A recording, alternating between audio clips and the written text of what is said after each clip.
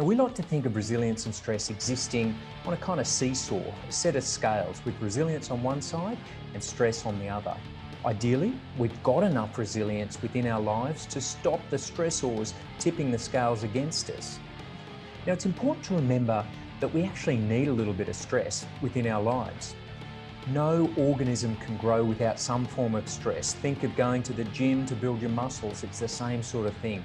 We need a bit of stress to keep us in an optimal zone of performance.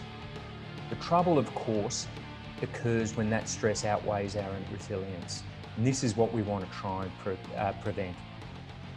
So the trick is to avoid that stress overwhelming us. Now, the stress side of our scales is made up of both psychological and physical factors, each of which can be chronic or acute. Chronic stressors are the ones that are bubbling away in the background. Our mortgage, our annoying boss, potentially our in-laws, all of those things that eat away at us gradually.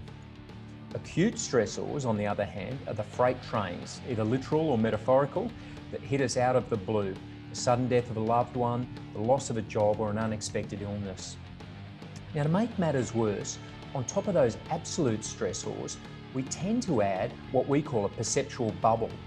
We tend to make matters worse by the way we perceive them. By reacting poorly to the stressors in our life, we can actually make them a lot worse in our minds, purely through the manner in which we deal with them. The trouble with all of this is that we don't tend to think about resilience until we encounter some form of stress event and that knocks our scales out of balance.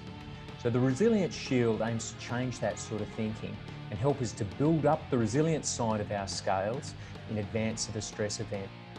We've broken down resilience into a number of different layers: innate, mind, body, social, professional, and adaptation. And we can build those layers in advance of a stress event to prevent us from ever having our scales knocked out of whack.